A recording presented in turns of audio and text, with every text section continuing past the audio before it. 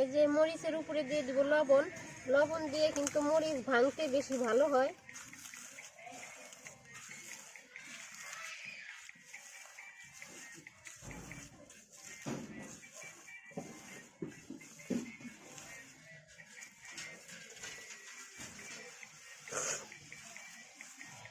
এবার নিয়ে নিব এই যে রসুন ভাজা।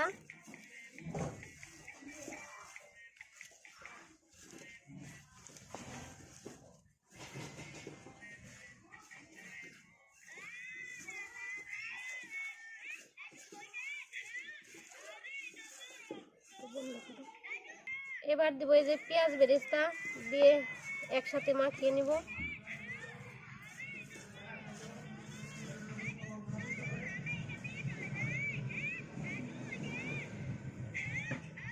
এরপরে দিয়ে দিব এই যে পেঁয়াজ কুচি। এবার এই যে চিকেনের সাথে খুব ভালোভাবে মাখিয়ে নিব।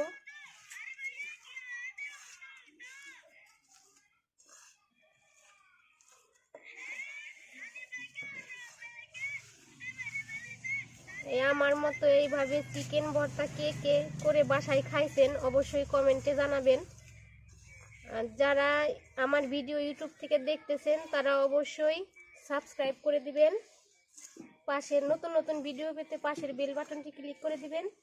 আর যারা ফেসবুক থেকে দেখতেছেন তারা অবশ্যই আমার পেজটা ফলো করে দিবেন, লাইক কমেন্ট করে আমার পাশে থাকবেন। এই যে এবার দিয়ে দিব সরিষার তেল।